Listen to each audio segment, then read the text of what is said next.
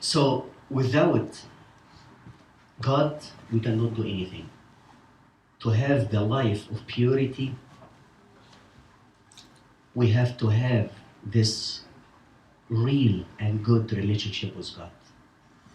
And this is the base, the first and the most important rule. And I'm not going to give you the subject, but some points that many parents is talking to me, the most popular one, like, we gave up. We talked to them many times. We don't know what we do with them.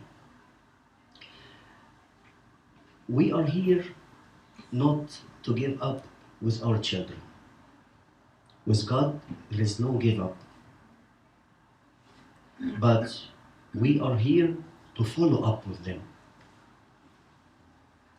to be in the same page, to be aware what's going on around us. As I said in the sermon today, we are in a state of war. Yes, spiritual one. Yes, believe me. And if you don't believe me, if you don't like, whether you like it, if you don't like it, God be with you. But this is the real. That's why we are here today. Gift from God, it means you have to have this good relationship as a parent, as a leader. And also, another thing is very, very important. To give your kids the real and the good role model. A good example at home. Don't ask your children for the life of purity and I am watching inappropriate stuff. How we can gather these two things together? As I said before, our children is not going to be like what we want, but what we live, what we are, what we live. How's your life home? How you deal as a parent with each other. This is very important. And also, as a very important thing, you have to focus in this subject, the source of knowledge. The source of knowledge. The information that you are giving to your children, you get it from where? What's the source? What's your references? Is it worldly one? Or from the Bible, from the church? Because the word has his own rules, but it doesn't work with our children or our church or our Bible. It's against the word of God the whole way. So it is very, very important to put in your mind these three things. It's a gift from God. We have to ask God for it. I'm supposed to be a good role model for them. And also the references or the source of knowledge that I am giving to my children, it is very, very important. As Silvia told me, it's going to be a part, a scientific part, right? And we'll leave a chance for you to ask whatever you want, because we need this to be covered from all sides. Whatever you have, question, it will be good for us and for everybody else. Okay? And glory be to God forever and ever. تفضل يا سيدي.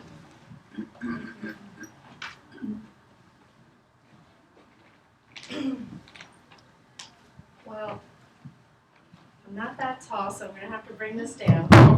If that's okay. Can you hear me? And I like to move around when I talk, so hopefully this will cooperate with me a little bit. Yeah, Abuna Edwin Mindy, that's right, exactly. That's fantastic. I pray to God that I can take from what I've gained from Abuna, the knowledge I've gained from the years, what's in my heart, and may God speak on my lips, whatever words He wants me to say to you all today. But my main goal is, yes, I have 15 years of being in a hospital working with psychological issues. My doctorate's in pediatric school psychology. I've worked in schools, and now I teach at the college.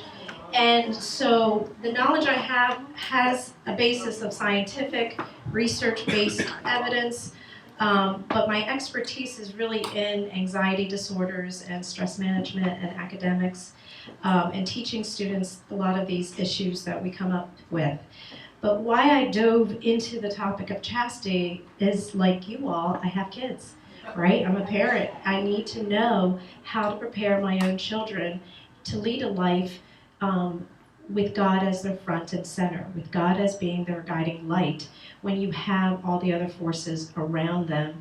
Because when I'm not there, I want them to be able to stand and represent who they are as a child of God, not who they are as a child of the world. So I went and started digging deep into looking at what's out there that I can use from Christian-based information on chastity. Between our Coptic Church and I have some wonderful books from Silvia Youssef, Bishop Musa, Pope Shenouda, Dr. George Baselli. But I also went and gathered a lot of great information from other Christian-based resources that help us to talk to our kids. How do we have these conversations to our kids? So I'm going to start off by sharing with you a little bit about, and everything I did was I also looked for resources in the Bible that I can fall on and talk to my children about these resources. 1 Thessalonian, for God has not called us for impurity, but in holiness. So how can I help my preteen, teenagers, and college students to live in this society, whatever society it is, whether it's America, whether it's Egypt, wherever they are, to be able to express their love in a God-centered manner. So results from the secular medical studies show a study was conducted on 1,000 teenagers, and they asked them, what is the number one factor that helps shape your sexual development, helps shape your sexual behavior?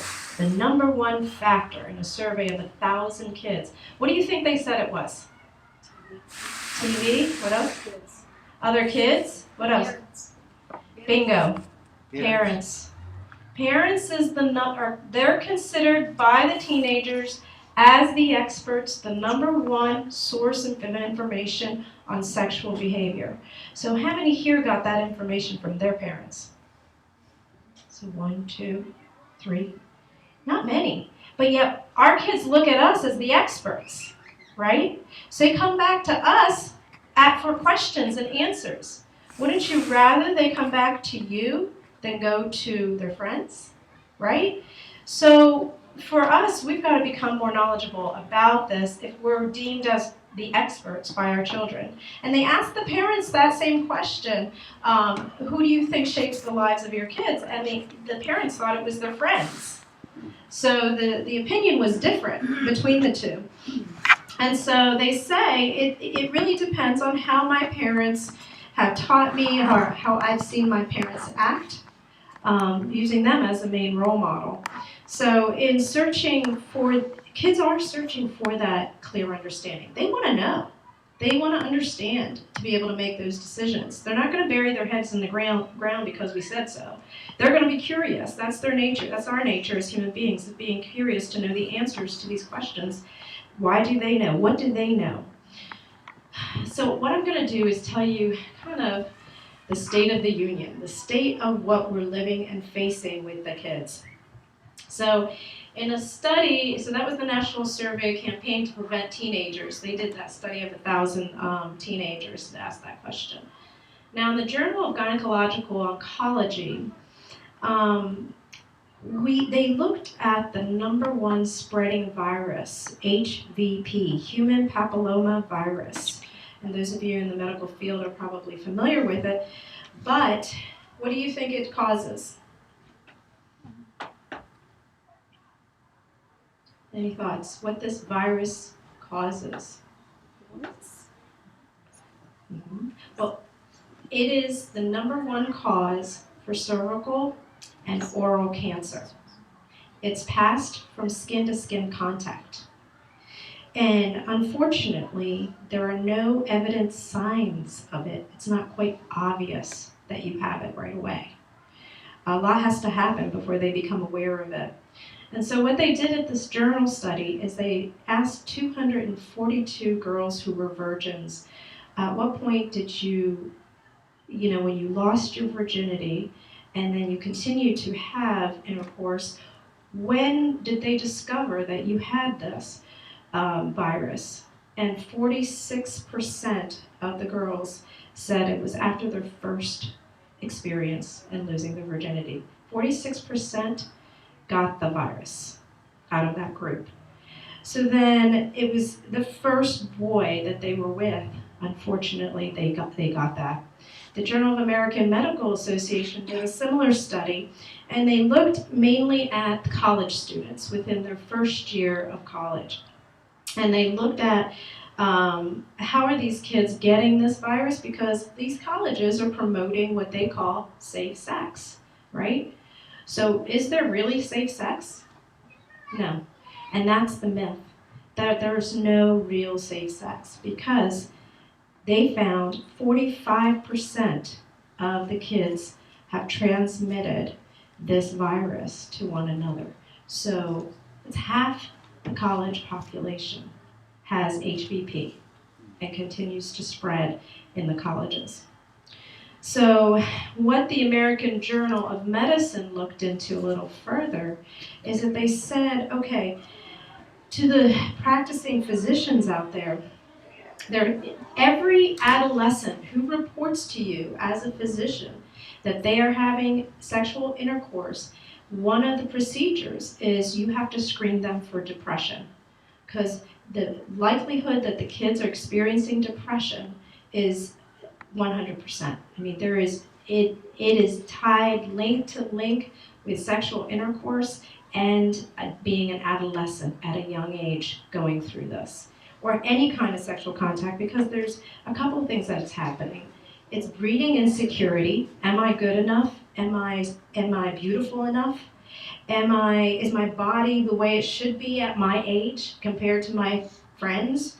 The issue of, do I like my body? Is somebody saying that you are good enough or not good enough? So there ties hand in hand with the issues of depression.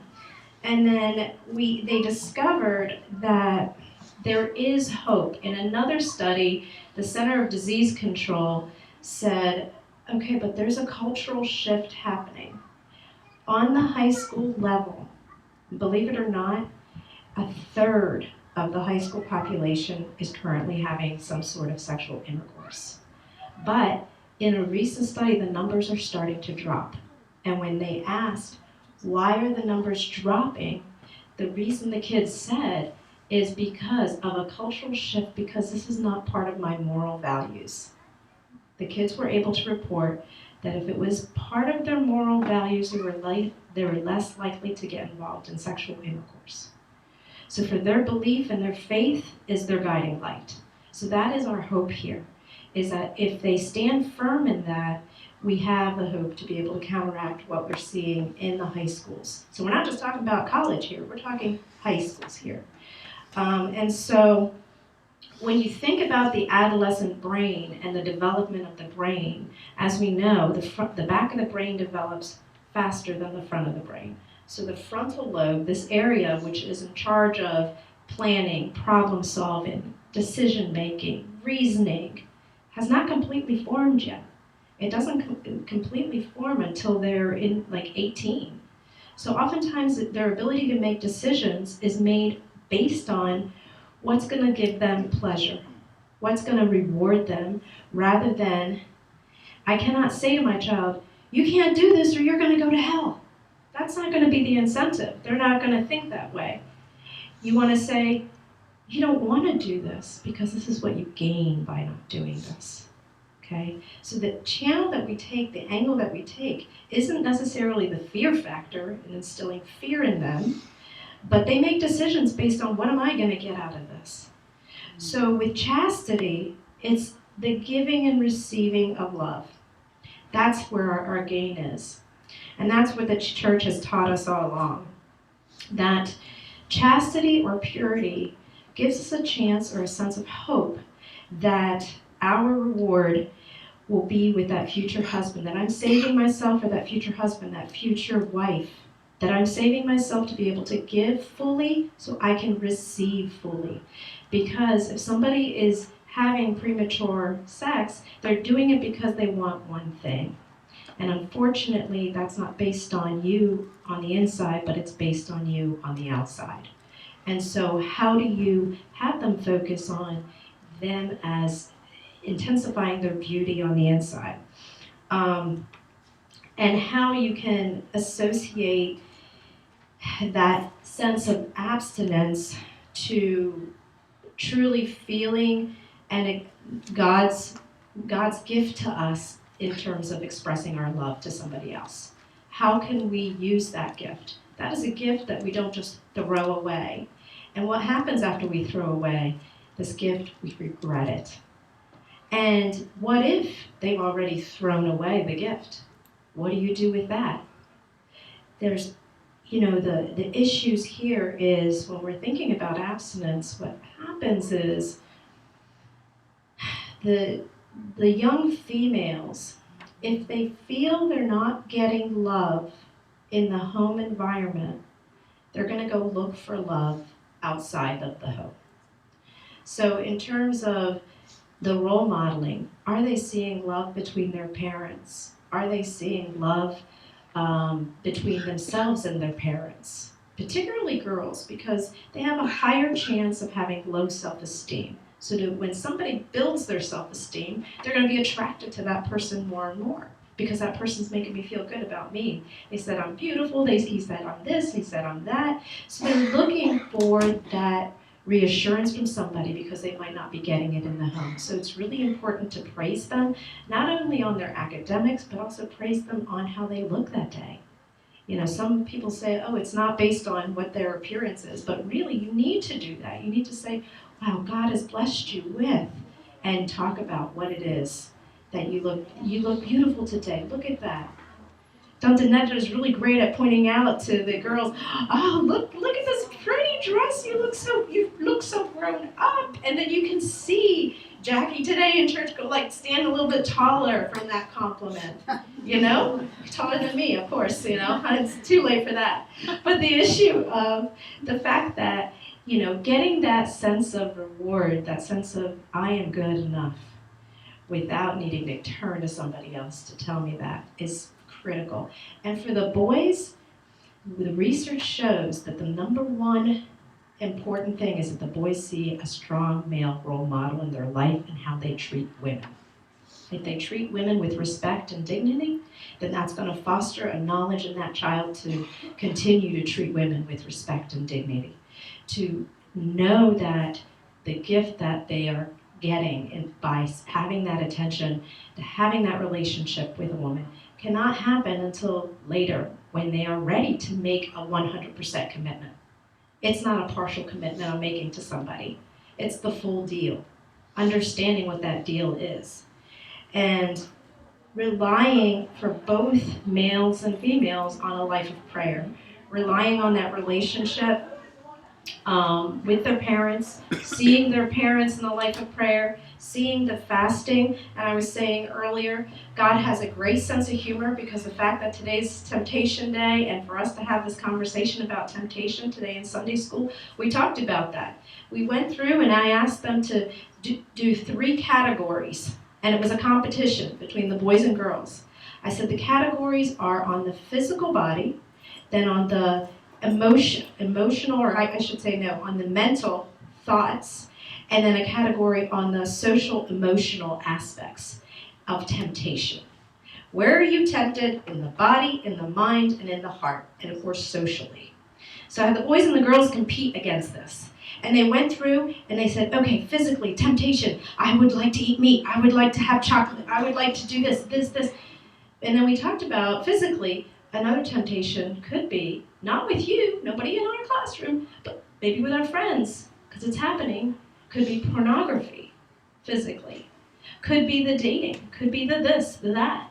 So physically, there's that temptation. And then mentally, they went through and listed things mentally that are temptations. The thoughts of maybe cheating or lying or tricking others to get what I want. That manipulation that can happen. And that trickle effect that can happen. We talked about the temptation of laziness.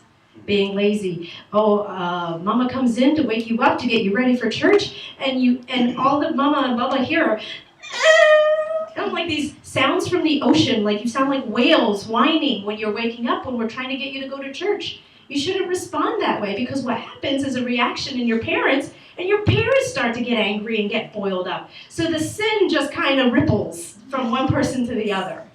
And then one of the kids said, yeah, now I feel really guilty. And that was not the goal, but the understanding that, yes, during fasting and prayer, there is that temptation of the body to want to sleep more, to want to fulfill our own desires without thought of a greater reward. If I wake up and go to church earlier, what reward do I get? So when approaching your kids on something basic like that, think of saying, instead of, we're going to be late and Abuna's going to get angry. No, instead, we're going to be late because we're going to miss the readings of the Bible. We got to get there because there's something that we're going to gain for that. We're going to miss it if we don't get there early enough. So kind of showing them that reward that they're going to get really goes with their neurological development of their brain in terms of making decisions.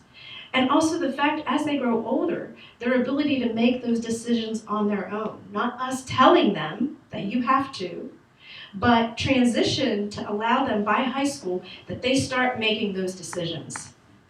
I'm getting up because I want to go to church on time. I'm getting up, or I'm doing this action because this is better for me.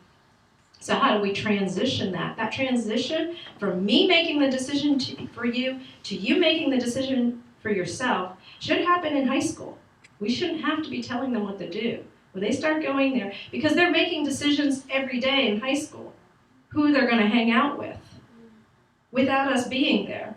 So their ability to make that decision that I'm going to hang out with this person because they not only are fun, but they also share my expectations. And that's the one big thing, is that the issue of, if they do make mistakes, then to know that they have confession, that they can see that there is a coming back, that there is a way to come back to the Lord and say, I'm sorry, and repent for whatever it is that they did. That this is not a permanent stain on their record. And the fact that when they see Mama and Baba going to confession, they see the importance that they see in their lives. I'll never forget, somebody gave me the analogy of your car. When you're driving your car, you go take it to get a car wash, it gets nice and clean on the inside and out. You love your car, you're driving around, it feels so good, it's all clean. And then you drive through the McDonald's, and then you eat and you throw. What do you do with that bag? In the back seat, right? Okay. All right, you're driving, you pick up your kids, you go get them, their books, their everything. You give them some snacks to eat because they're starving. Here you go. Half the snacks are on the ground, half they're feeding the floor, as well as their mouth, right? So then you find that the car gets all dirty and messy, and you're like, what happened to my nice, clean car, right? And I said to the kids, sometimes this is what happens to our hearts. It gets convoluted with trash, with sins. Whenever it's time for a car wash, you need to go to Abuna and to ask, it's time for me to get cleansed. For free. For free. There you go. It might have a special. Buy one, get one free. Bring your sister with you. So, the importance of understanding the value of keeping themselves clean and keeping pure and mistakes will happen along the way. You'll slip, and they listed today thousands of temptations that they're facing. And then what was Jesus' response to the devil? So that was what they walked away with today, is the quote from Matthew chapter 4, verse 10 through 11. Away with you, Satan. I, the Lord your God, is who you're going to serve. That's not perfect, but it's close. But the fact that my goal in my life is to serve God and not to serve this person or that person, my friend, or myself. It's not to serve myself, it's to serve others. So this issue of how do we practice the church teachings in our lives of purity. And then we go on, and this is one of the things that I see as in therapy with families that I've had with parents, is the issue of the parents always want to win the kids over. Like we're buddies, that we're friends. But in reality, the parents have to get over their insecurity of wanting to be a friend to their child. It is not about them being their friend. It is about the importance of being a leader and being a role model and being able to stand as a leader and say what's right and wrong. We have a lot of great rules. We're great at giving them rules, right? You're not allowed to do this, you're not allowed to do that, you're not allowed to do this. So if I give them rules, what's usually going to happen?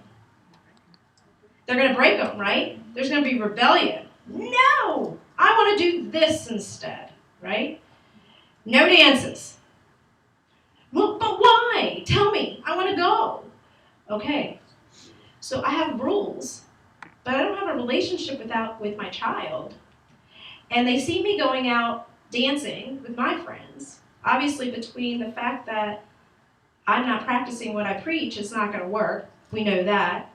But the other issue is rules without a relationship is going to equal rebellion.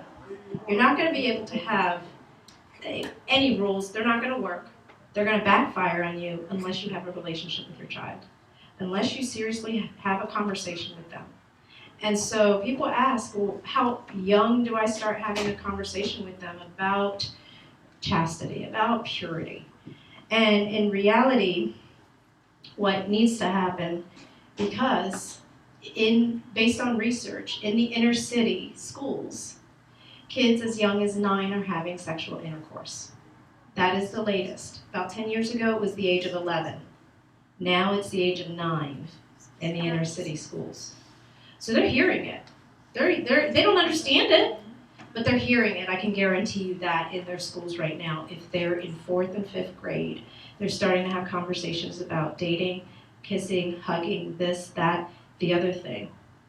So between the age of 8 and 10 is when the parents, the experts, have to have a conversation about their body and the parts of the body. Okay? Just simply the parts of the body. That's all that really needs to happen. Between the ages of 10 and 12, there has to be a conversation not only about the body, but also about the function of the body parts. So, and attached with that, feelings. The feelings associated, and how do you cope with the changes of your feelings as your body changes? Because you can't just have physical change without psychological change. So you have to address both. You have to talk about the body parts, you have to talk about then the functions of those body parts, and in conjunction with that, the feelings that go with that. And you're not alone.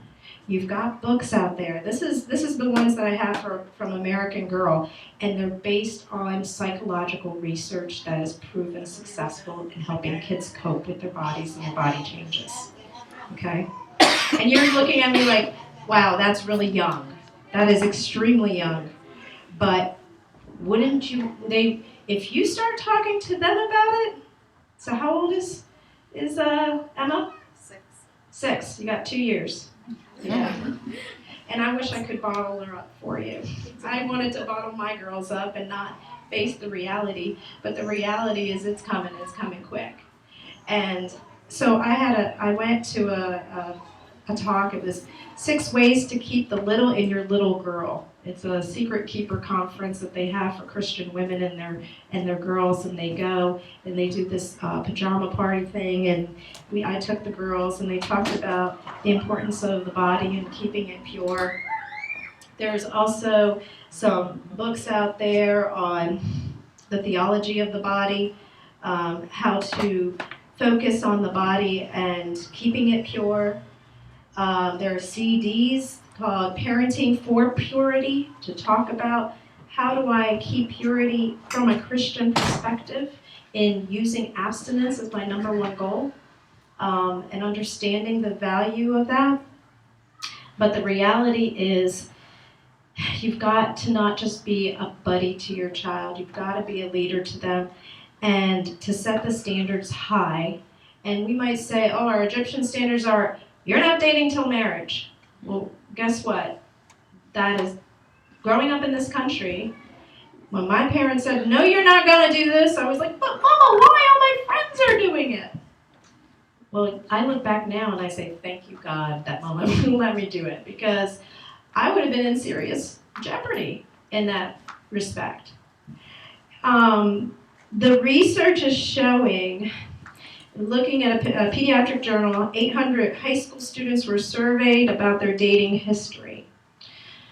Under the age of 12, if they started dating, which they are, Rosie's class, she's got 2 kids in there that are, quote, dating, okay? And so under the age of 12, if they started dating then, 90% of the female and 70% of the men, by the time they are in high school, have had sexual intercourse multiple times. If they wait until they're over the age of 16, then 80% of the high school kids remain virgins until they get married. So the fact that the word should not be dating, the word should be courtship. The only reason you need to go with somebody somewhere, think about it this way. Would I give my keys to my BMW to a stranger to go drive around the block? No. 1 block away? No. In the parking lot? No. So which is more precious, giving my daughter to some strange boy to take him out on a date than my BMW? Of course, we know the answer to that, right? So explaining it to our children to understand, to explain to our children that the... Reverse it the other way too. Reverse it that other way for the boys. Yeah. And for the boys, exactly. Right. So, I can remember my own father taking the people who came to ask for my hand in marriage into his office and close the door. I don't know what happened in the office, but all I know was Bubba was really taking care of me, but I was pacing, I was nervous. What is he talking to them about? Mama, go in there! Right? But Bubba was basically scaring the living daylights out of that poor person, that you're going to take care of my daughter wherever you go. And so the fact that they can count on you to be their protector because you value them. You value them inside and out as a child of God, and God has given you them as the gift to take care of until you pass them on. In this country, you're not allowed to get your driver's license to how old? 16, right? So a marriage license, right? Which is more valuable? The marriage license. So I tell my kids that I'm not just gonna, give you over to somebody without a license, right? It's just not. It's a risk. It's a risk people are taking because what will happen is there's a chance for a car accident. There's a chance that the car gets damaged, and this damage is not something that you can just easily go fix. It's a damage that can cost a lifetime of damage. So the keys to setting those clear standards, maintaining a parent network, hanging out with people with similar roles in your family, right? From your church family, your church friends. One of the kids in Sunday school said today, I'm so glad I can come to my church friends and we all can talk about these things. That's critical to build that relationship with their church friends, to carry that relationship outside of the home. And then we've got to watch out for the internet and the media. There are filters out there. If you haven't seen any, there's some called unfiltered for the computers. But what's more dangerous than the computers these days? Cell phones. Right. So check those cell phone history. Pick up the cell phone. Look at the history. See what it says, where they've been, the chats that they've been having. Where's your cell phone? Where's the child's cell phone at night? Not in their rooms, for sure. In the kitchen, where you can see the blinking light when it goes on, and how often it goes on and what time at night it goes on. So the cell phone should never be in the room, nor should there be a television or a computer, because you're putting that risk in their hands. And location at night, photos. The issue of group photos. There has been an extensive amount of pornography that's occurring with photos. If you pass it through different apps like Snapchat, easily you can crop that person's face and put it on somebody else's body, not necessarily clothed. So that has been an issue. Anybody familiar with Tinder? Mm-hmm. Yeah, Bosa's taking, see, the life of a college student. They know. Tinder, unfortunately, is the newest dating app. All the person has to do is put in their description and where they want to meet. And they meet that person, they have sex, and then they leave. That's all that happens through Tinder. So if you see Tinder on that cell phone, God help you. Oh, God help your child, because whatever you're going to do. But Tinder is the newest app that is popular amongst the kids, where they can meet, hook up, and then walk away. Walk away without damage? It's not possible, right? There's no way that they'll walk away without damage. So I really wanted to save time to recognize the fact that we have questions that hope to answer, but God, using Jesus as the light of the world, says the Lord, whoever follows me will not walk in darkness, but will have light after light. So even though the Samaritan woman made mistakes, she found Christ, she followed him, she changed her ways, and we need to keep that light shining bright in our children in the face of what they see. So I wanted to open up for questions, because I know it's a long day, the sun is finally out. I have no more excuses, but questions, yes? For boys especially, girls are talking a lot. They say everything around them. I can know everything from Mariana around him, but it's not easy for Matthew to tell me what's happening around him. It is the responsibility of the father to have that conversation with the son, because they're looking at the question is, what do you do with the boys? Yeah. The fact is, it's critical that the father has the conversation with the sons about the body parts, the functions of those body parts, and how to treat a woman. Because he's going to hear it, guaranteed, 100%, if he hasn't already. He's already most likely heard it about, and they call it, they're friends or they're dating. But what does that mean? So the father can start off with a question like, do you know anybody in your classroom that's dating? And I said that to Rosie, do you know anybody in your classroom that's dating? So what does dating mean? What does dating mean? And then Matthew, I could foresee saying, I don't know, and go play, right? Yeah. But, it could be an opportunity when they cannot kind of run away. I've heard father, son going on a fishing trip, on a walk, on somewhere where they know that it's special time with them. It's not like just before bed. You don't want to have a conversation like that, just before bed. It has to be like a special time where you're going on a special thing or going out to eat together. We're going to have a conversation where they can't escape, right?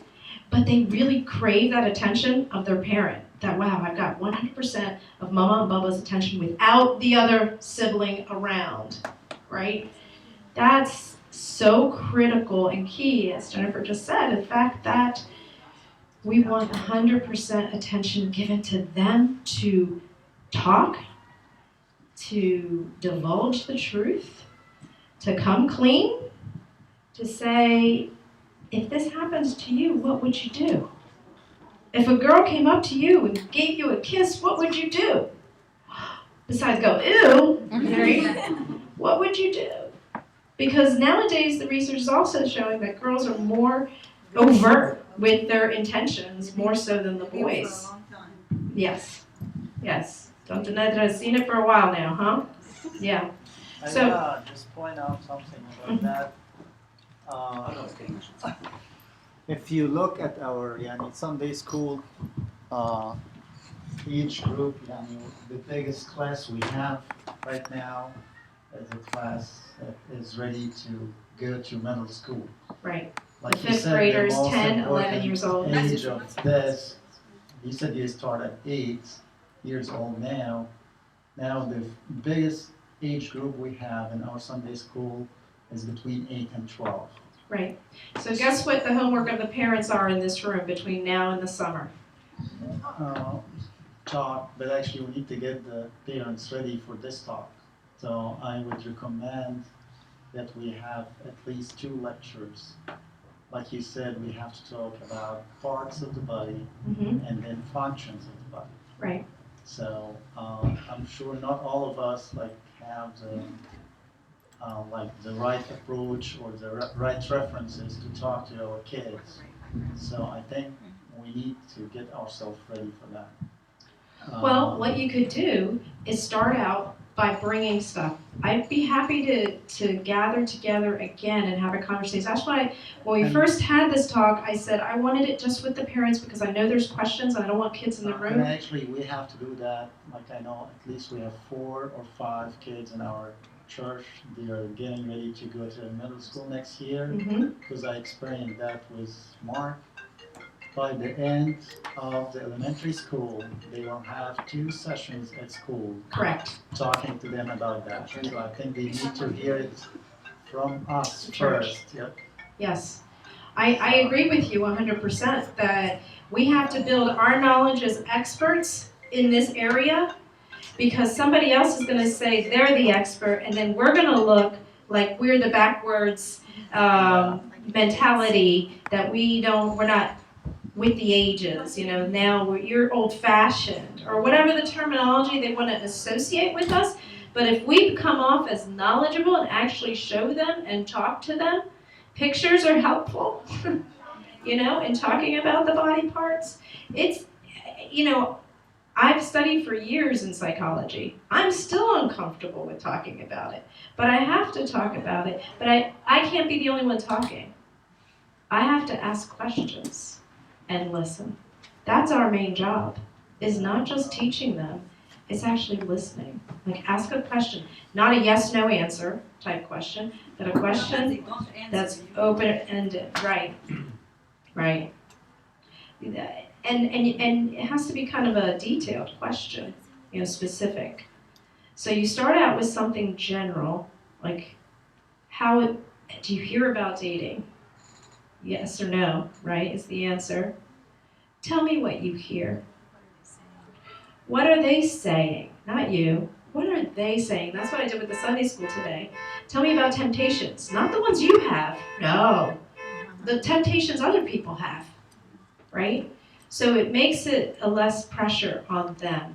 Once they get that out of the system, then you can talk about the friends and how they make decisions and talking about the friends all the time. Not just you, but this is how this person should handle that situation if it happens to them. And then slowly you'll find that they'll come and talk to you about what they're going through. But it's easier and safer for them to talk about their friends, not them, because they don't want to be blamed for doing something wrong. Like, I didn't do anything, I'm innocent. Why are you talking to me about this? I didn't do anything wrong. So really just opening up the doors of that conversation beforehand by asking them questions and listening to what they say. Because it's hard for them too, just as much as it's hard for you. And there's a lot out there. All you have to do is Google chastity, and there's a lot of Christian information out there, and all of it is the same. It's the same as our Coptic beliefs, the fact that abstinence is critical in order to keep us not only physically safe because of HBP, but also psychologically safe, emotionally safe.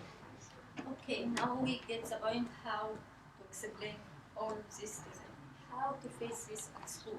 When he tell me that one of his friends want his Facebook or want his cell phone number, how he answer her without be embarrassed? Mm-hmm. Well, you're my mom and dad, you know. I'm not allowed. It doesn't have to be that. He's trying to explain himself as a man. He don't want to say to answer. No, my mom didn't want me to privacy. So when they're young, you want to Facebook say. account at this age to begin with. So the question is, if a child is approached and asked for their Facebook page, asked for their cell phone number, things that are private, it's critical to say, oh, that's private. Even you're approached at the cash register. Can I have your phone number? When there's a whole line of people behind you, right? And I immediately say, no, I'm sorry, that information's private. And she goes, okay. And then they go to the next thing, right? And that's the response that'll probably happen, is those kids really don't care. Just say, oh, it's private, thanks, okay, and they'll just run off. They shouldn't be persistent. Are they being persistently coming after him? Over and over again? It's nonstop? He's not the only boy in school. Yeah, and so somebody hasn't said yes to her yet. I think that's a problem. So he just has to stand firm and say, no, I'm sorry, that's private. And in this country, that's supposed to be respected. You cannot go beyond a person, then you're invading their privacy. No, we have to explain them this word embarrassing. They say it all day. I'm embarrassed to do this. I'm embarrassed to say this. I'm embarrassed to say this. Yes. And it's hard for boys more so than the girls. Yeah, too He much. would like to improve himself to be a man. I hear this word like all day. Right. But yeah, Mm-hmm. the biggest threat right now is like the media. We're talking Social about, media is the biggest threat. Cell phones, internet.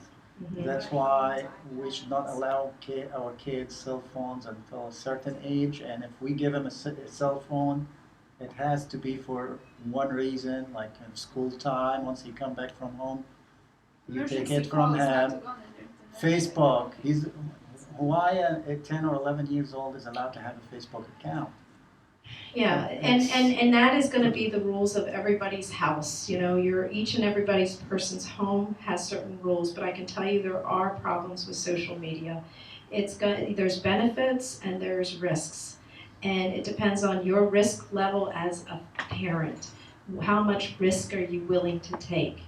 You know, I know with cell phones, Jackie had one. Last year she got it because she was doing tennis, she was doing activities, I needed to be able to reach her. But I am in control of that cell phone, not her. But I know she is in group messages for homework. I'm like, why does your phone keep blinking? She's like, because we're all sharing the homework together, Mama. I go, show me. So as long as I'm involved, the risk is when I'm not involved. If I'm too busy with work or I'm too busy with my life to get involved, that's when the kids get lost.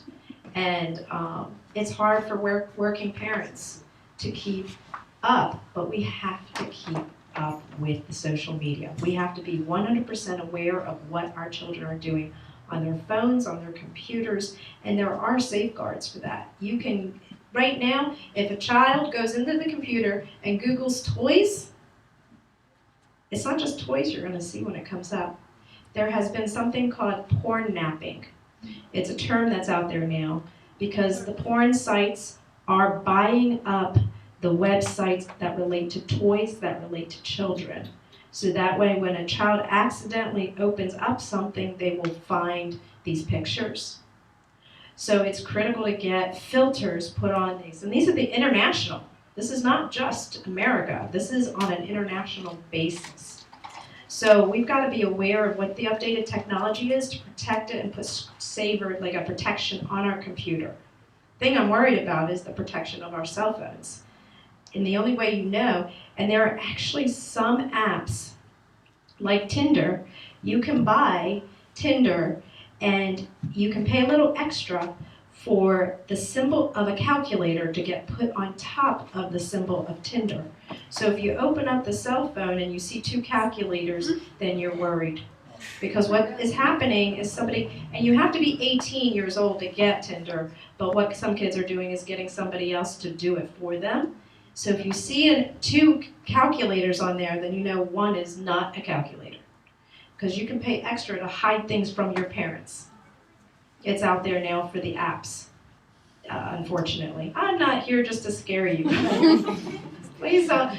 What I'm here is to make you knowledgeable of the reality that is out there and what I hear in my office on the college level.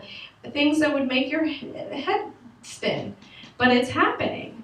And we have to protect our kids before we send them to college.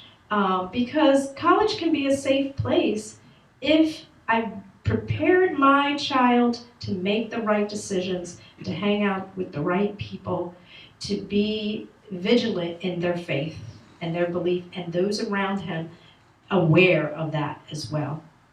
What happens is if they fall into the party scene, they can easily get lost. And then we have to pull them out. But they can be safe. You know, God is with them, and we have to have that faith that God is with them, even in the high schools. So we can't just take away all social media because they're going to be faced with it later. We have to give them the understanding of how to use that social media to work for them, not against them. Question? I have 2 questions. Go for it, Blissa. One question is, it's a question.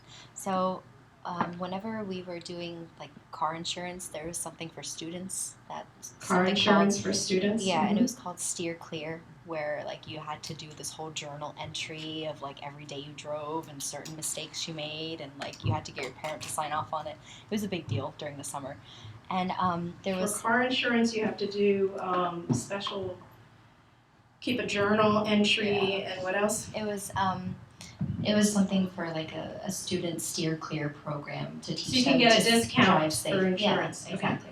And one thing that they sent with the program was a CD that we were supposed to watch. And so I didn't know what it was, so I put it into the DVD player and I started watching. And it's basically people who have been in awful car accidents, and like they're the survivors, obviously, and like, or people who have caused the accident or been in an accident, and the consequences can be physical or mental or emotional. And like there was someone who actually got hurt and he couldn't speak, like he had subtitles because his language was so difficult. And other people who, like, he caused the death of someone and he was feeling awful, so he was telling the story of what happened. And different situations like that. Or a mother who her son was completely mentally retarded now due to a certain accident. She was speaking. And so that was something part of the program. So the question is, I realize we're not supposed to like scare children with certain things and be like, you know, if you do this, this is going to happen, it's going to be awful, and your life's going to be awful. But are we allowed to tell kids about the consequences? Of course. Or like say of course, in a certain yeah. way? Yeah. And when would that be appropriate? The Chastity Project, if you Google chastityproject.com, they talk about, they have a CD on is this love or lust? And there's similar version of telling of a story of after I had sex, the consequences of what happened to me emotionally and physically, somebody telling that story. And the results of abstaining, and the results of finding that fulfillment in my marriage and the true love that God has designed for me to have. And so there are things like that that are out there. I'm not saying, what I'm saying is we can't scare them and say you're going to hell and there's no way back, you know? If you made a mistake, you need to talk to your father of confession. You need to talk to your parents, to people you trust, not people you don't trust. People who set you in the right path, not people who are going to keep you on their wrong path to justify that they're okay. Because that's what happens with friendships that are so-called friendships, is that they want to justify their behavior by having you come down with them. Come with me to this party. Come with me to this. Let's go do this together so I'm not alone doing it. Actually, I'm sure all you guys seen this commercials now they have about smoking.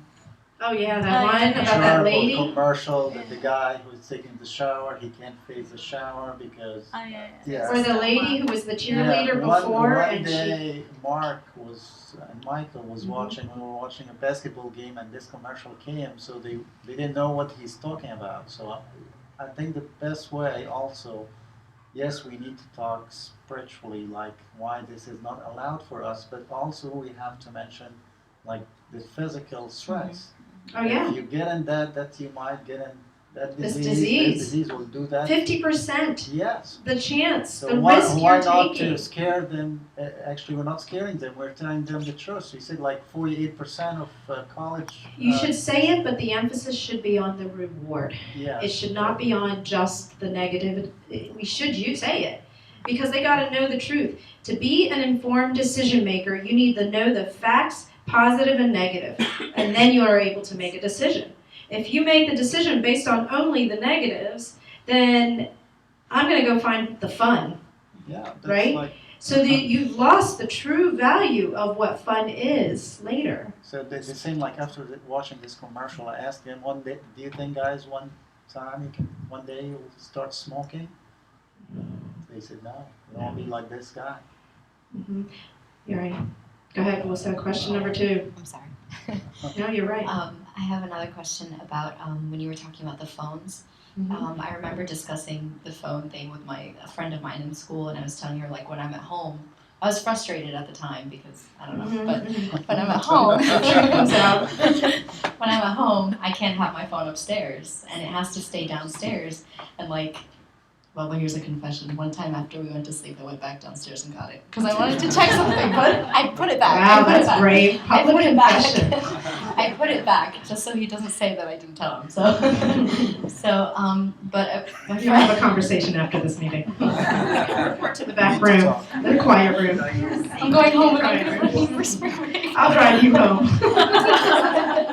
But so I was telling my friend about this, and she was like, "Yeah, but that's like invasion of privacy and stuff." And I was like, "Well, I mean," and then at that point, Privacy at that reversed. point, right? At that point, I was thinking, I was like, at first I was complaining, and then I was like, "Well, not really, because I mean, he is my dad, and they are my parents, and they kind of, there's really no such thing as privacy as long as, I mean, they're keeping me safe, and what's the value of privacy if I'm gonna lose everything in the end? Like I'm gonna lose my reputation and possibly my privacy through things like Snapchat and Tinder and all those things." But the question is, when, like, because I know it's come across my mind, like, Boba, this is my privacy. Like, this is my phone, and you gave it to me, so you should trust me with it, you know? Mhm. This is my privacy, my stuff, and I Mhm. really don't like that you're going through my messages or going through my pictures, even though I understand he has full right to do so. But how can you tell kids something like that? Like, you know, or help them understand that it's not about the parent being nosy or the guardian being nosy and wanting to know all your business. It's about them taking care of you. So It's about, that's the safe sex. That's the safety.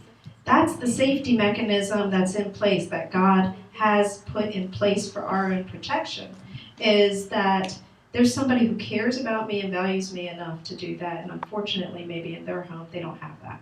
That's the reality, is that they might not have that.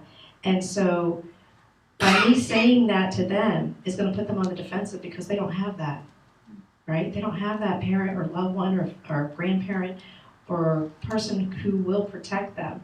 You know, that Bubba in the office, what is he talking to them about, right? I'm old enough, I can talk on my behalf. Why should that happen? It's a source of protection. And in reality, the privacy is not ours. Because in the end, it's in front of God, right? Whatever's on that phone, it's not for Bubba. Bubba's not the one that's judging, but somebody greater than Bubba is judging what's on that phone, right? So I can easily come back and say, you know, it's not just my parents that I'm really worried about. It's when I, you know, die and meet the real judge. So I think it's an issue of trust and development, and as you grow, there's a level of trust as well that's there. And the more responsibility, the more trust that is demonstrated, the more that will be relinquished over time. that will be given to you. But it's a gift to have that value that somebody's watching your back. Because in essence, there aren't a lot of people doing that for their kids these days. You're 18, you're gone, you're on your own. I have a question. What if someone, I mean, a teenager, maybe even 18, 19, or maybe a 20-year-old confides in me, and I feel like they're going through a problem and I'm talking to them, would I be breaking their confidence if I tell their parents that they're going a bad path or they're not, I mean... What you gotta do is you gotta convince them that you need to go tell somebody that is invested in them. So telling their parents would be wrong? That would lose their confidence? No, you've gotta tell them, is it okay for me to share this with your mom and dad because I'm worried about you, that you're gonna get hurt, and what if something happens to you, I'm held responsible. I do that every day with the people that I work with at the college, is I'll say, I'm concerned about you. I'm worried that you're gonna leave my office and something's gonna happen. And so I have to go tell so-and-so, so you get the help. Why don't you walk with me and we go talk together to this person. My only responsibility is to listen to them, advise them, and tell And them refer them to the people who But love it's them. not my responsibility to tell the parents? It really, as a Sunday school servant, is that what the No, angle that you're just talking maybe about? As a Or servant, as someone I know, like from church, or confides in me about something they're going through. in my direction is I would go to Abuna and say I need help with this one. I can't do this one alone. Because it's not my responsibility. But what's important is you get that person, if it's a teenager, to agree with you, because then they don't feel like you lied, and then they don't trust people in the future. So you get them to agree with you and get buy-in, that you care so much about them, that you don't want anything to happen to them. So why don't we go talk to Abuna together? Why don't we go talk to your parents? Because then maybe Abuna could help you out with that, right? Abuna, I'm kind of tossing it onto your lap, but in reality, then Abuna can be the buffer with the parents as well, can help communicate with the parents, because it really isn't your role to interfere in that family's life. It's going to be harder to swallow. Yeah. I have to just put my 2 points in that. Sometimes that confidentiality can be dangerous. But we have a case that's live right now where a young man was confident in a young lady, and he told her that he's going to commit suicide. Oh. And she, rather than helping him, she encouraged him, and now it's a legal issue because the guy died. Yeah, here, who's this one? Sorry, can I just repeat it for the camera?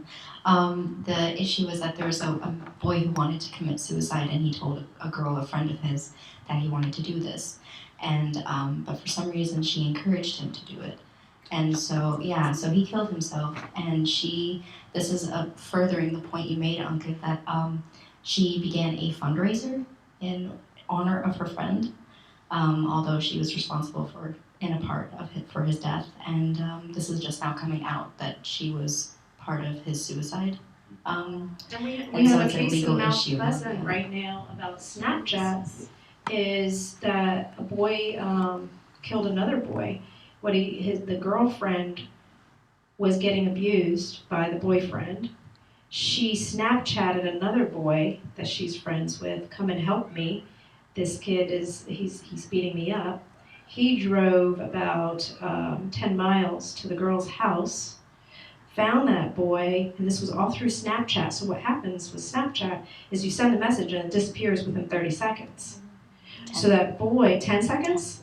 10 seconds. So then the boy goes over to the house, and the boyfriend pulls out a pocket knife and stabbed him multiple times. And he was coming as a result of this Snapchat thing that the girl sent, help me, and he was killed.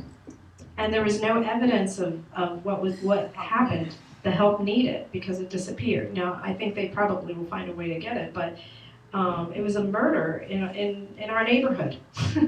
It was scary, and it was all through Snapchat. So the power of social media is really relevant in the high schools and the things that are happening. And the parents are well off. And the parents is, one of them is the CEO of a huge clinic. I mean, these are $1 million families with all the resources to help their kids. But unfortunately, the boyfriend was involved in drugs and alcohol, and that's another day. Drugs and alcohol is another day. But I'm just, the talk today was really geared to helping answer any of your questions about chastity and purity and how to angle that in questions. But I would encourage you to look online, look at the books at the bookstore that are Christian-based. This one I have for girls. I know they have a boy version of it where it talks about the care and keeping of your body. Like, how do you take care of your body? Like, how do you take care, like washing, basic, how to brush your teeth the right way if you have braces, acne, how do you deal with acne? So you start off with that kind of stuff, and then it goes into the changes in your body and how do you handle that, and just the basic things. But I really encourage you to look at the feelings book too, how to handle your feelings when I'm upset, how do I react, am I a nuclear reactor? Am I a talker? Or am I private? Or do I keep to myself? So that, going back to, I don't want to talk to anybody about this. This is a way of getting into their mind and talking to them without asking them questions. Sit with them every night after you read your Bible, of course, and read a part of this and talk about it. That will open up the discussion. So you don't have to just, okay, mama, and then run, right? You read a chapter every night about your feelings and how do you handle them when this happens. What happens when this happens? How do I solve a problem when it comes up? Who do I talk to? Things that keep them up at night, because they're up at night thinking about it. Who do I talk to? So that was one way, because I have one child who's a talker and one child who isn't a talker. And so the best way I found was to actually sit and read with her every night a chapter, and that opened the doors of communication with us. Yeah, go ahead, Jennifer. My question is not so much about chastity, but I guess leading up towards it. My kids are now at the age where they want to do sleepovers. And we're getting to that stage where we are knowing body parts and body parts are changing. How is it good to do sleepovers? This is when your house becomes the cool house to sleep over, right? This is when my rule with the sleepovers is they all have to sleep at my house. I have one other family who is very Christian and faith-based that I let the girls sleep over at their house. They only have girls. There are no boys. And that mother feels the same way about our family. So there's like one other home that they're allowed to be at, but that's when your house becomes the cool house to be at. Even if it's another family within the church. Well, see, that's what I'm saying, is that's where the parental rules, if I have consistent rules with the parents, we're blessed here that you have a relationship with each other. I didn't have that, in growing up. This generation has that advantage and is very fortunate to have that. So I think within the church, that's something that you all have to discuss amongst yourselves. But I always think keeping it to a couple of families is better than just all over the place. Because rules are different from every house, despite even our backgrounds. But the closer you are in terms of your rules, the more trustworthy you're going to be. That your child is safe. It's like that car. Where do you want to park it? Right? Just say no. There's a rule. Just say no. What sleepover means. No, you will not go and you will not come, period. Mm-hmm. What are you going to do? You can meet, gather outside, have fun together, that's fine, but sleepover, no. And in reality, I let my kids go and have at somebody else's house that's having a sleepover go until a certain hour, and I come and pick them up and bring them home. So they'll go and have the cake, the ice cream, go to the bowling alley, whatever, and then they come home. So they don't actually sleep. What's the purpose of sleeping over? They never sleep. They stay up till 2 a.m. talking about what? What do they gain in that 12 to 2 o'clock time frame that they're talking about deliriously? We'll save that for college, right? Sylvia, I have a question. Yes. How can you have a control over discussion if you have a talkative grown up? How can you have a control over the discussions that they have with their parents, with their friends, especially when we're talking about texting? How can you make sure that these conversations are not really bad conversations or things that they shouldn't be talking about? Well, first you got to find out what they're talking about texting. The question is, how can you have control over the texting conversations that your children have back and forth, especially if they're lengthy conversations and it's back and forth. The issue is the conversation you have with your child. That's where the rules without a relationship is going to have rebellion. So if I don't have a relationship and I need to build that relationship and have the freedom that, this phone belongs to me, it doesn't really belong to you. So I have the freedom of just looking at that phone at any time, and you just talk to me about it. Why would you not talk to me about it? Then that makes me feel like there's something you're trying to hide. So then, if you can talk to me about it, then there's nothing you can hide, and then show it to me. And if there is something that you're trying to hide, maybe it's usually related to something somebody else is doing.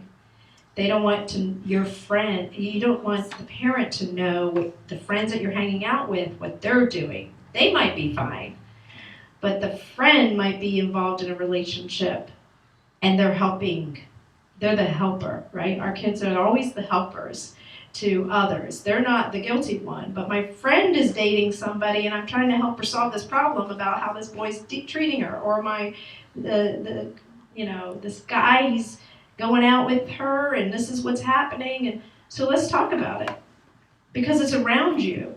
It's surrounding you. It's in your life. Then I need to know, because that'll make a decision for you whether you want them to continue to hang out with those friends or not. I don't know if that answered your question, but it's based on the issue of trust and the developing of that trusting relationship. And how do you build that? And that's where we're talking about 8 years old all the way up, to have that open lines of communication back and forth, and just make it part of your routine. Every night, like your prayers, have a conversation about their day and the relationships that they're involved in outside of the relationship with you. Are they developing healthy relationships with others? That's what it comes down to.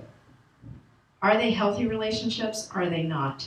Healthy meaning physically healthy, psychologically healthy. Are they healthy relationships they're having?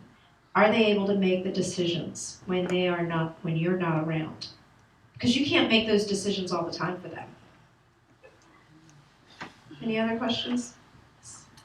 Going back to the cell phone issue, all right? Mm-hmm. Loud enough.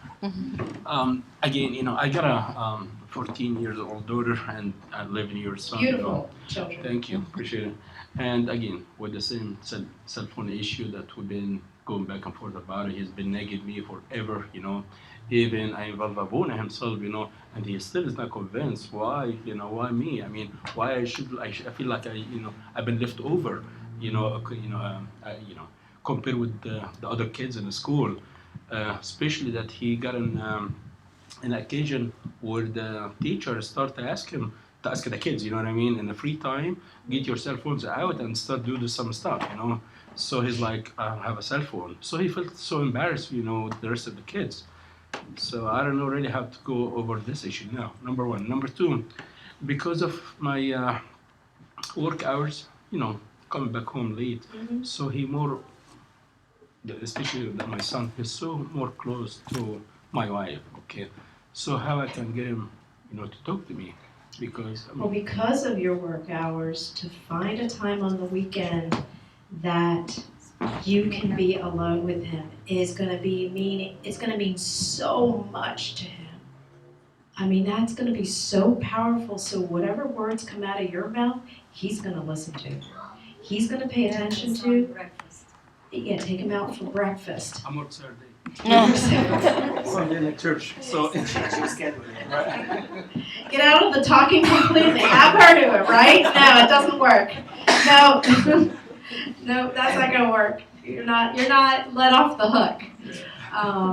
Because you're gonna have such a strong meaning and impact on your son's life from now forever. And that fact that Uncle Ibrahim. I tried this from experience. What I did is I came up with a project. With 2 boys, Uncle Ibrahim has some experience better than I can share. Came up with a project, okay? That too, I got them involved in that. Get like a model, like a play model, and put it together, you and him, okay? This is one of the smallest thing you can do. And you just, one project. If he doesn't like it.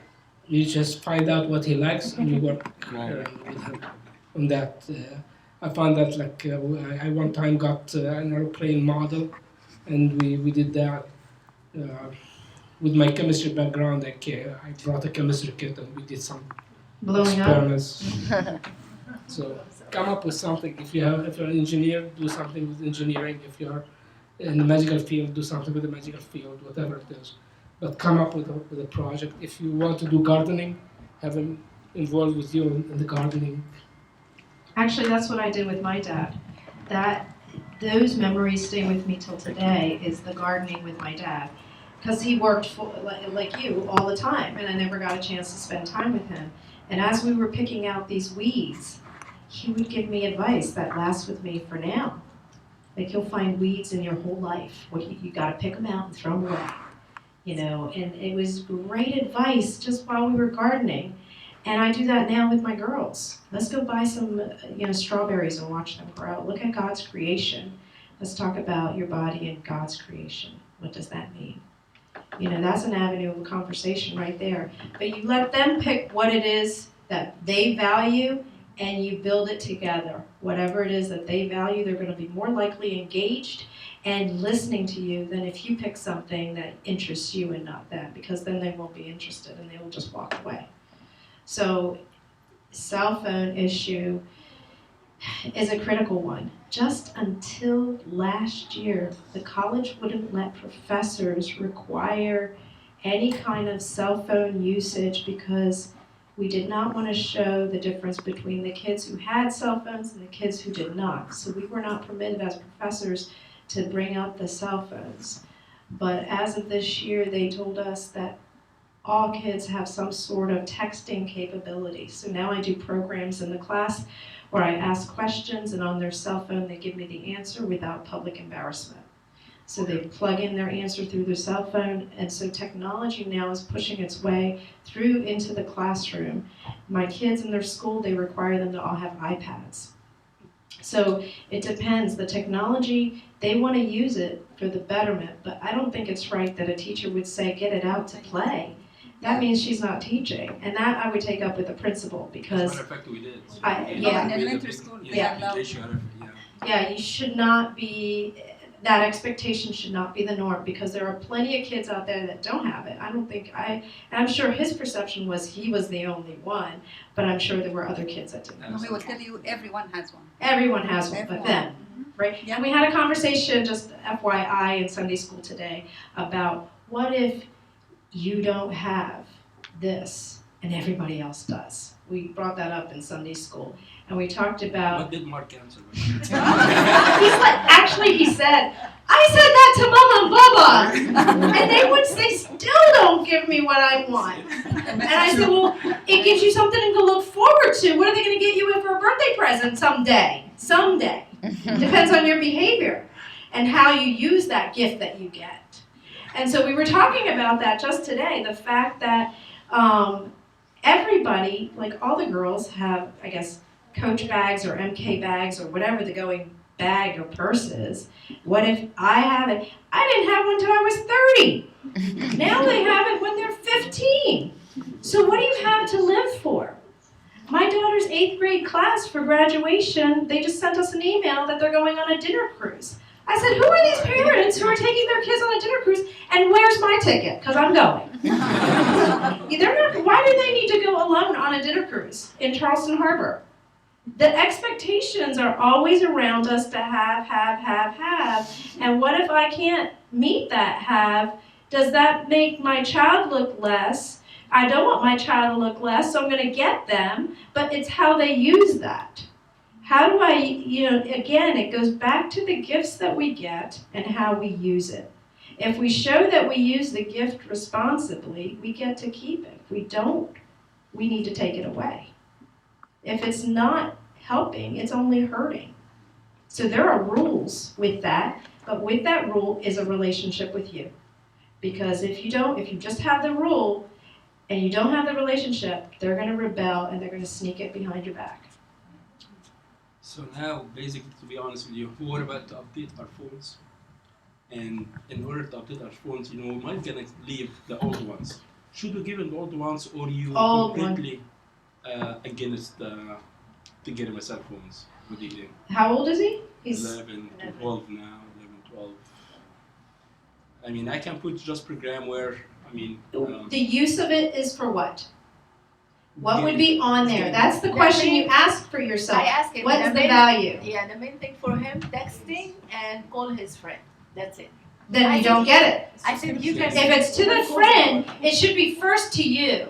Yeah. Right. And then if it's to you and it serves that purpose, but to the friend, what is it you're going to text about with your friend? That's what we keep, answer. And he said, Dad, I want to feel like, Like the other. Like the other, why I feel like, I don't have that thing. I have the same problem. I have this They like to same problem. imitate Right. Struggling every day about the same. How to show them trust. I trust you. You are the son of God. You are a very good boy. How I trust you. And Yeah, but I- they're and 10, at the 11, same time, 12. I can't So they hurt don't his have them. feeling, Yeah. but he's not ready. Like Right. he has a sister, and you treat my sister much better than me because you gave her a phone. I know she's already She's mature. proved Yeah. herself responsible. But I gave her. Yeah, what age you gave the phone. No, Because I you've gave got her to this treat age. them the same, right? Because you don't want to show a difference. But the sameness depends on how your actions as a child. Okay, I have If she this feeling, shows, and I write it down because kids are visual, they're not listening. I write it literally on the refrigerator. What goals you have to master before you get what's equal to your sister. I list it and say, if you were able to get straight A's on your report card, if you were able to get listen to mama on the first time, not the 10th time, right? If you were able to be ready for school by 7:15 and we got to school on time, I have a set of list of goals that they have to reach before they get the rewards at the end of the week. Every week we have that. It's listed. These are the goals of the week. And they pick out 3 rewards. One that has high value, one that has medium value, one that has low value. For us in our home, it's high value is to meet up with a friend on Friday night and go just play games with them. Medium value is,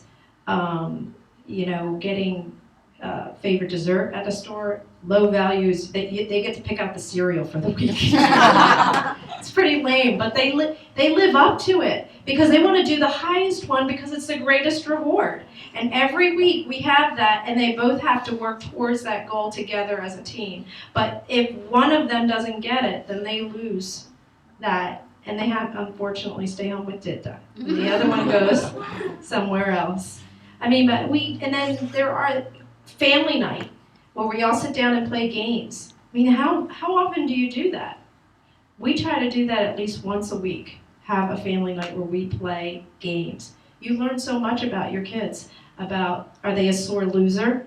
When they don't win, what's the response? Do they walk away? That's an opportunity to teach them, okay, if you don't get what you want in the real world, you can't walk away.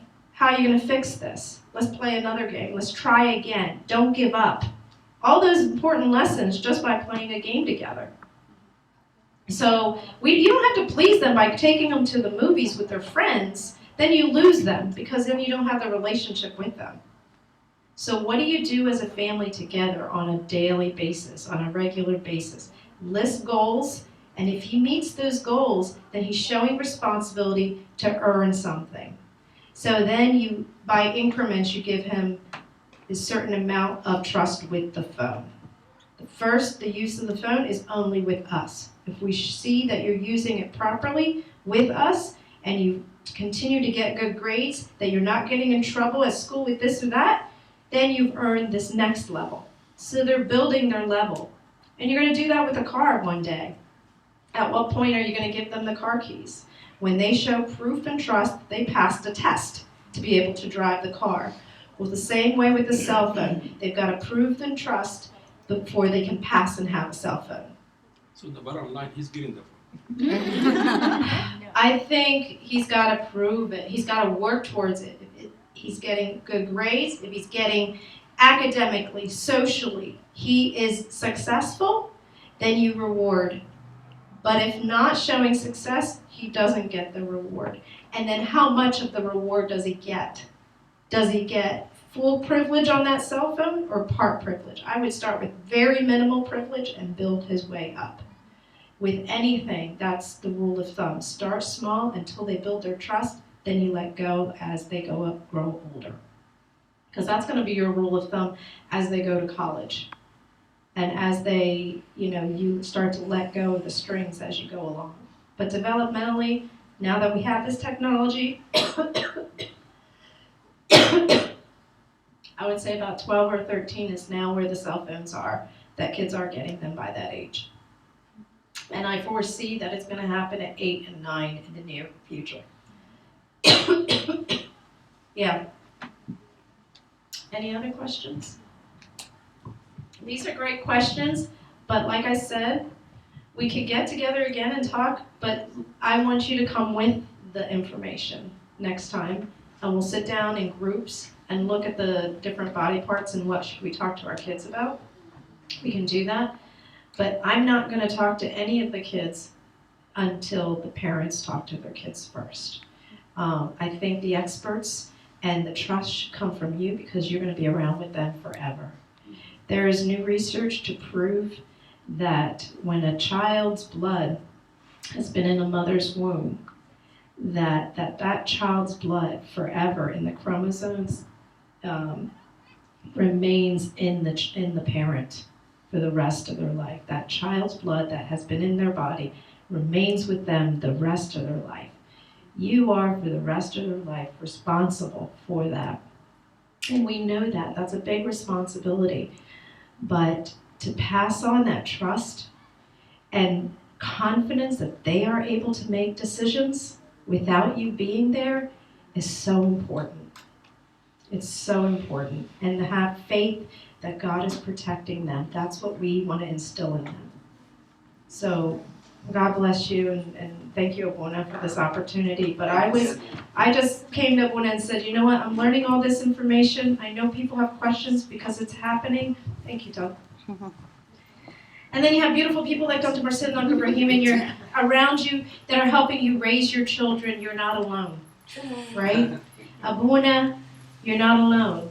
We are blessed. We are always blessed. Our kids are blessed to have a community like this. I didn't have a strong community like this. It really is a blessing. So even though you hear all the bad things, there is hope for our children because we have one another, we have God, we have Abuna, and our faith that it'll be okay, inshallah. God bless your wonderful kids. They are a blessing. Thank you. Thank you so much. زي ما قلت يا جماعة, we are not here to give up, but to follow up with our children, to focus with them, and we are, as a one family, we are here for each other, so we can take care of each other, praying and advising and whatever we can help, with the grace of God we will do. تفضل نصلي. In the name of the Father, the Son, and the Holy Spirit, one God, amen. Thank you, God, for bringing us together to let your words come out of Silvio's mouth in a way that we can understand it. Please continue to bless us, watch over us, help us protect the angels that you have so graciously given to us. Let us always remember that we are raising angels and trying to prepare them for the future. Always let us come first to you for help, for guidance, to always have our Bibles opened, our hearts opened, our minds open for everything that you give to us so that we can transfer that information to our children. Let us take advantage of our resources, of each other, of our church, of Abuna, and anywhere that we go, that we are able to always put you first in our children's lives. Through the intercession of St. Mary and St. Mark, hear us all, our Lord Jesus Christ, when we pray. Our Father, who art in heaven, hallowed be thy name. Thy kingdom come, thy will be done, on earth as it is in heaven. Give us this day our daily bread. Forgive us our trespasses, as we forgive those who trespass against us. And lead us not into temptation, but deliver us from the evil one. In Christ Jesus our Lord. The love of God the Father, the grace of God, and begotten Son, our Lord Jesus Christ, be with you all. Go in peace. The peace of the Lord be with you. With your spirit.